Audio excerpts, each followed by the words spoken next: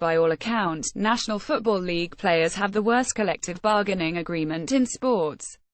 The rookie deals are bad, only a paltry portion of any contract is guaranteed, and the players are subject to being cut at any time to help their team meet a merciless salary cap. The NFL's owners, as a whole, have acted more arrogantly and greedily than the collective ownership of any other sport. However, if they want to save their sport's position as the unquestioned champion of American sports, they need to act quickly to quell player behavior that threatens the long-term financial health of the league.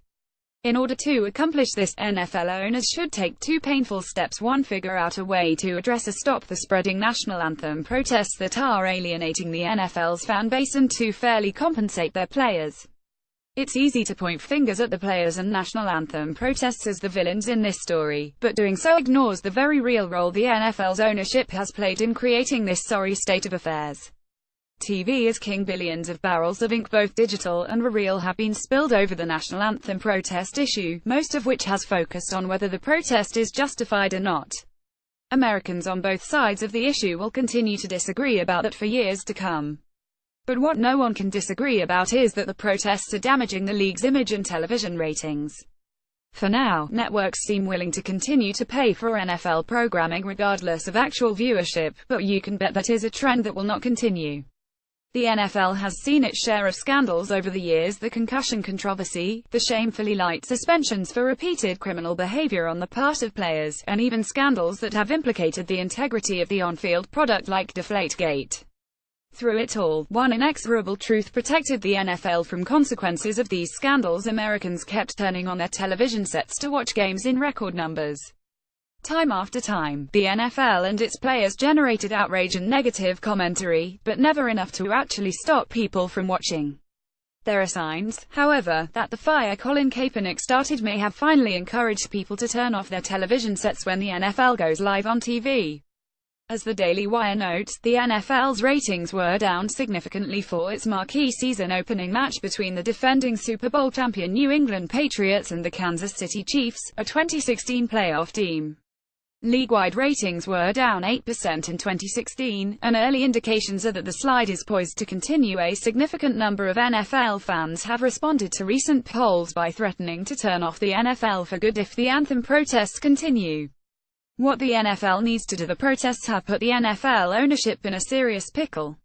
While they are tremendously unpopular with the NFL's paying fan base, they appear to be growing in popularity with the NFL's players, and NFL owners surely realize that any ham-handed attempt to shut the protests down will lead to open revolt. The NFL needs to come up with a creative solution that will allow the players to feel that their voice is heard without the fans feeling that their entire country is being disrespected by the players they came to watch. Some have suggested that the NFL should just quietly stop playing the national anthem before games, but such a response would likely make the problem worse. Players would notice and complain to the media, fans would notice, and the problem would get worse. The only workable solution that is immediately apparent would be for NFL ownership to somehow convince players to reshape their protest so that it does not involve the national anthem itself. The NFL watching public probably does not mind that the players are protesting per se. What sticks in the craw of the average NFL fan is that the protest is perceived as being disrespectful of the country as a whole.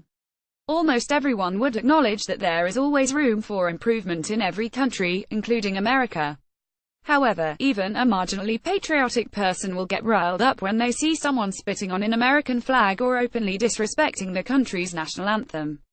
Why the NFL owners can convince players to modify their protests. The problem right now is that the NFL ownership has no credibility with its players, due to long simmering tensions between ownership and the players over the way players are treated and compensated. The NFL's salary cap this year is set at $167 million, which is less than Major League Baseball's 2017 luxury tax threshold of $189 million, even though NFL teams carry a 53-man roster and MLB teams carry only 25, and even though the NFL made about 50% more revenue than MLB in 2016. One could fairly argue that, from a pure labor perspective, the NFL is exploiting its players, relative to other sports leagues. There is also a growing body of evidence that the physical toll an NFL career exacts on the human body is different in kind, not merely degree, from that exacted by a career in other sports. There's some degree of class envy that causes some people to just not care about the fate of anyone who makes over $1 million a year playing sports. The capitalist perspective should probably be that the top 100 or 200 people in any human endeavor will probably get rich performing that endeavor if they work hard and manage their careers properly. But capitalist sentiment and consistency doesn't often reach fans of the business of sports. Nonetheless, the facts speak for themselves. NFL players contribute more to a business that makes more, and in return they receive far less and are treated worse than their contemporary athletes in other sports. The current NFL collective bargaining agreement runs through 2020, and the players' bitterness over this reality is already spilling over into public. NFLPA President Eric Winston is already on record predicting that a lockout is a virtual certainty, and that the players don't care if the league dies as a result of that lockout. This is not a dynamic you expect to see from two groups that are prepared to talk to each other.